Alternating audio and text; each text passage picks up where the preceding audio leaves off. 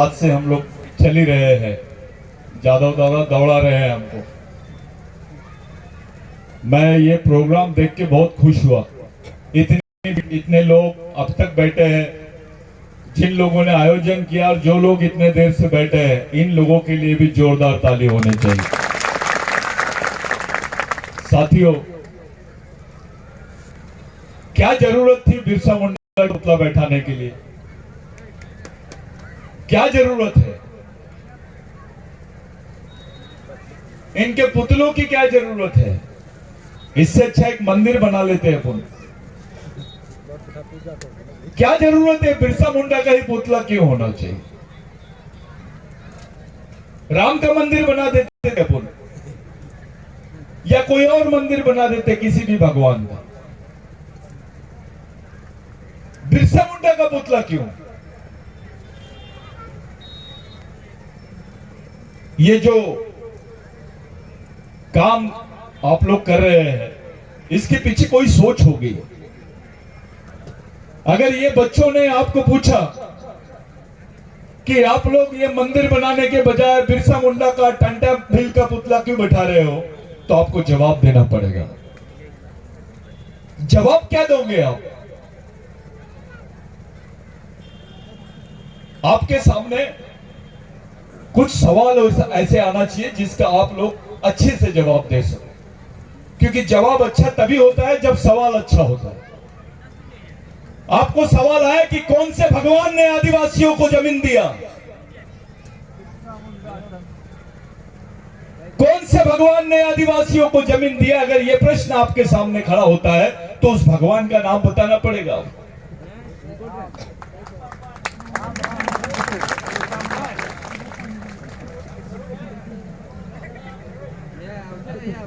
ये जो बात यहां पर हो रही है, ये मामूली बात नहीं है, ये बहुत बड़ी बात है। यहां बैठा हुआ हर एक आदिवासी आदमी जिसके पास 2 एकड़ 4 एकड़ 5 एकड़ जमीन है ना, उसने 1920 के पहले के रिकॉर्ड चेक कर लेना चाहिए कि 1920 के पहले आपके रिकॉर्ड में क्या लिखा हुआ था। आपकी जमीन किसके हवाले थी? आपकी जमीन की मालिकियत आपको क्यों मिली? कौन से आंदोलन से मिली? किसके आंदोलन से मिली? साथियों, ये जो जमीन आपके पास आई है, ये भगवान टंटा भील की वजह से आई है। मैं भगवान इसलिए बोल रहा हूं कि ये जो पहचान है आपकी, जिसको आप भील नाम से पुकार रहे हो, ये भील की पहचान भी टंटा भील की वजह से बनी है। ये किसी दूसरे की वजह से नहीं बनी। किसी भगवान की वजह से आपको भील नहीं बोला गया। आपको जानते हैं टंटा भील की औलाद के रूप में, टंटा भील के खून के रूप में आपको जानते हैं।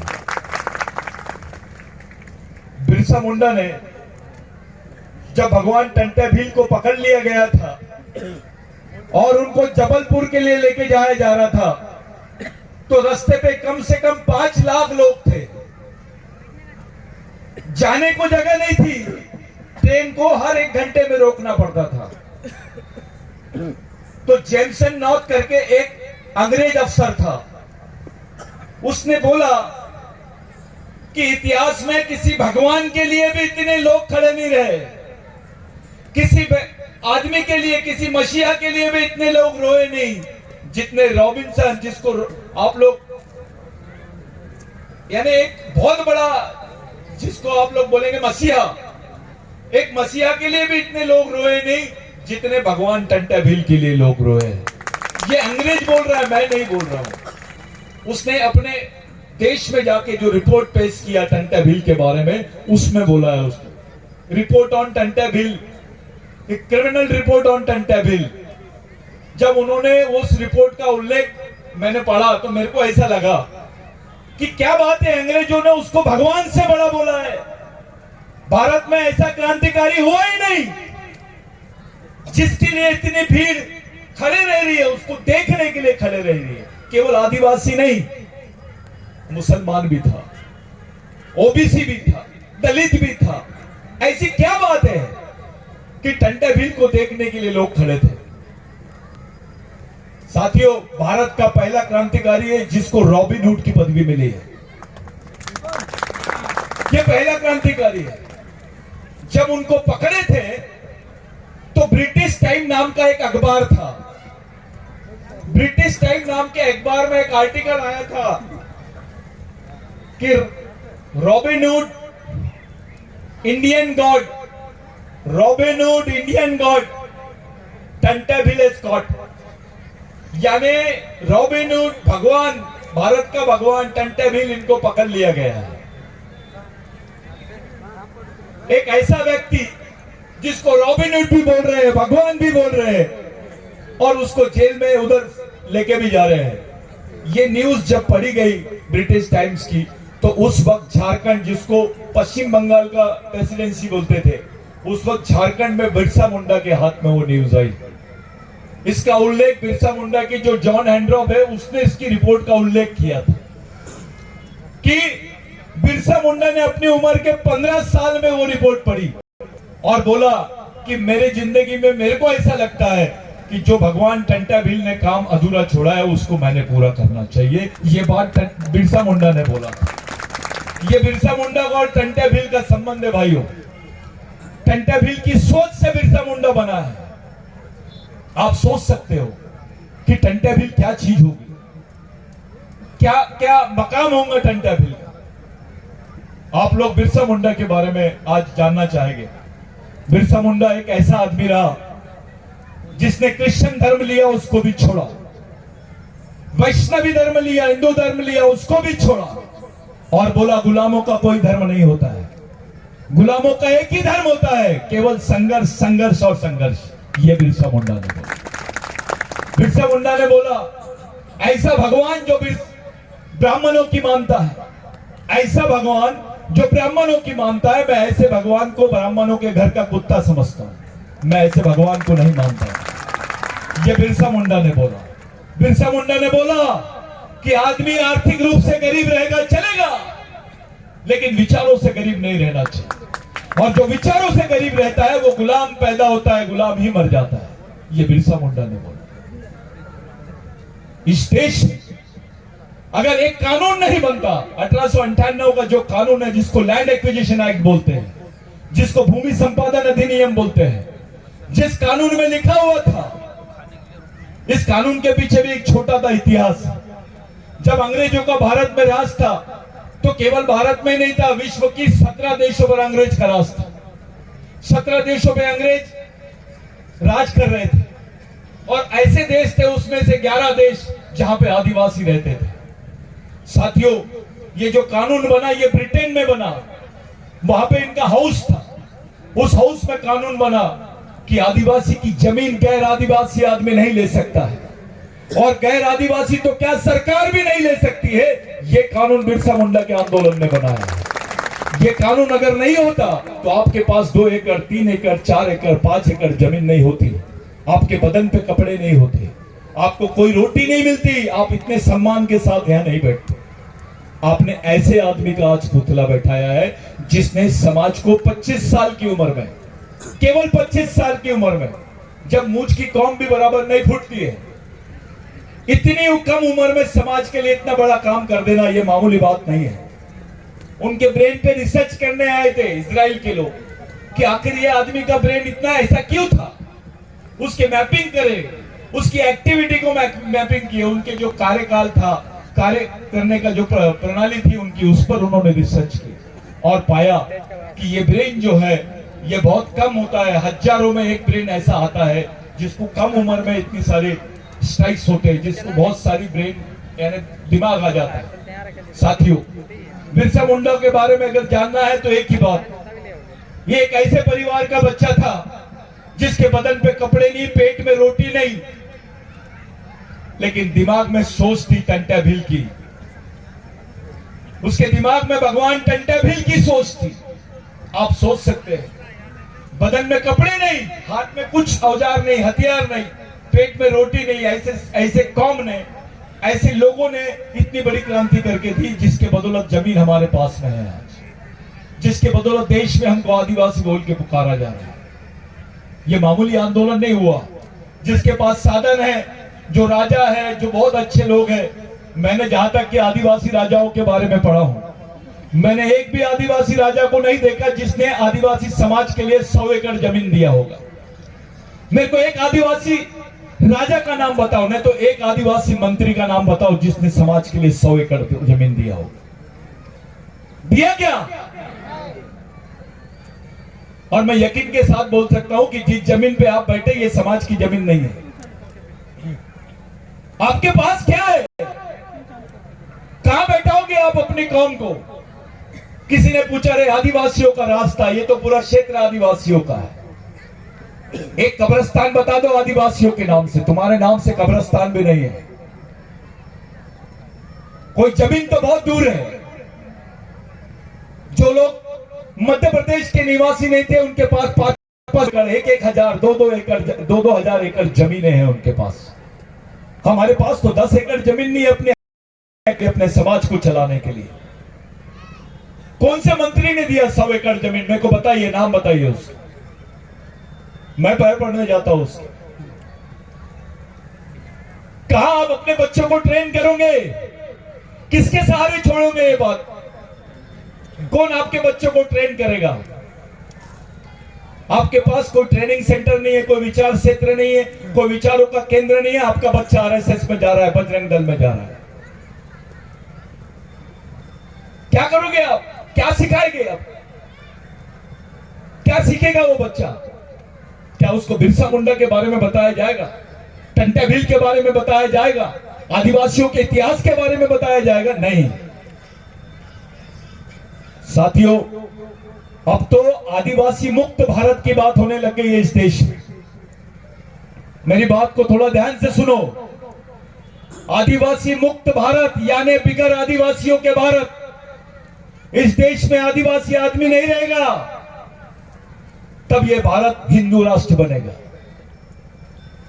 जब तक आदिवासी जिंदा रहेगा, तब तक के इस जमीन पर, यहां के जल पर, जंगल पर आदिवासियों का नाम रहेगा। 7/12 पे उसका नाम रहेगा, क्योंकि वो इसका मूल मालिक है। इसी मूल मालिक को खत्म करके ही भारत दूसरा देश बनाया जा सकता है। इस बात का इनको ज्ञान है, इसलिए ये लोग आपको जनजाति बोल रहे हैं, आपको वनवासी बोल रहे हैं। कुछ दिन बाद स्वर्गवासी बोलेंगे। आप लोग चुप है, हम लोग चुप है, कुछ करना ही नहीं चाहते हैं। आपका कोई मिशन नहीं है। जिस बिरसा मुंडा से डॉक्टर बाबा साहब अंबेडकर ने प्रेरणा लिया, इस देश में 2 नेता सबसे बड़े हैं, एक डॉक्टर बाबा साहब अंबेडकर और दूसरे गांधी जी।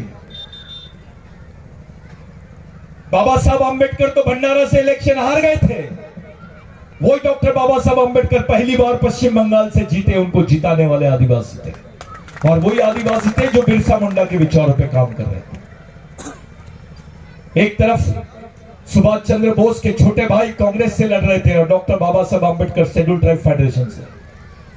आदिवासियों ने कांग्रेस से बगावत की और बाबा साहब को जिताया, क्योंकि बाबा साहब ने गोदावरी के आंदोलन में बोला था कि मैं बिरसा मुंडा के आंदोलन से प्रेरणा लेता हूं। डॉक्टर बाबा साहब अंबेडकर भी वही पैदा हुए, उसी जमीन पे पैदा हुए जिस जमीन पे टंटा भील पैदा हुए। ये मामूली बात नहीं है।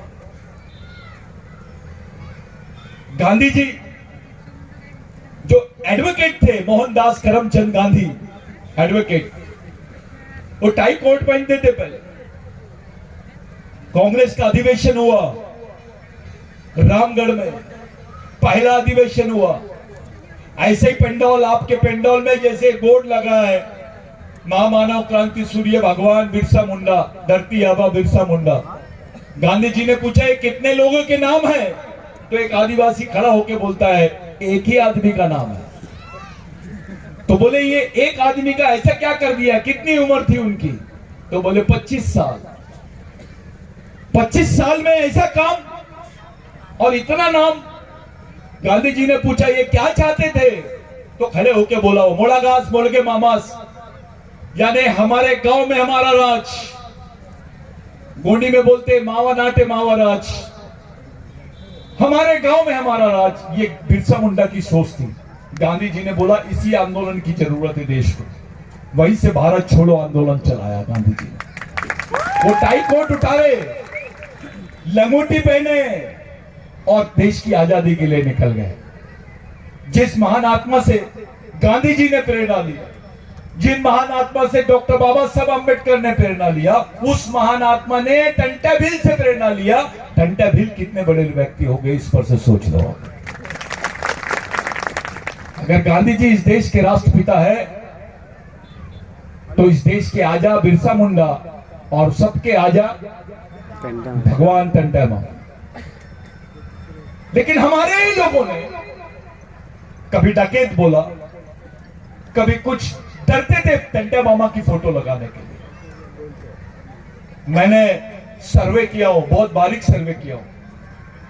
टंटा मामा की जब फांसी पे लटकाए तो उनके प्लास्टिक के उनके चेहरे बनाकर उनकी मुंडी को ऐसा लटकाकर कुछ लोग यहां घूमते थे। इतना डराया गया आदिवासियों को कि हमारे जनरेशन के लोगों ने किसी का नाम टंटा नहीं रखा। इतना डर गए थे हम, इतने घबरा गए थे हम। क्यों? क्योंकि उस वक्त हमारे खिलाफ में एक कानून था जिसको क्रिमिनल ट्राइब बोलते हैं। ये विश्व में किसी भी देश में ऐसा कानून आदिवासियों के खिलाफ में नहीं बना जो भारत में बना। इस कानून के हिसाब से जो भील है, गोंड है, पावरा है, बारेला है, दरबार है, बिलाला है, उधर महादेव कोड़ी है, इनको क्रिमिनल ट्राइब बोलते थे, गुनेगारी जमात। इस कानून के तहत अगर शहर में कोई गुनेगारी जमात का आदमी दिख गया और उसको किसी ने मार भी डाला तो उसके खिलाफ में एफआईआर नहीं होती थी।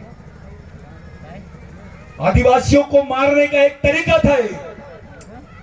आपको किसी स्कूल में दाखला नहीं मिल सकता था, किसी गवर्नमेंट सर्विस में आपको नौकरी नहीं मिल सकती थी। ये क्रिमिनल ट्राइबल बिल जो है, ये गुनेगारी जमात का बिल है। आज भी अगर आप नौकरी के लिए एप्लीकेशन करोगे और आपके ऊपर कोई गुना दाखिल रहेगा तो आपको नौकरी नहीं मिलेगी। इस बिल के खिलाफ में टंटा मामा ने लड़ा, इस बिल के खिलाफ में बिरसा मुंडा ने लड़ा।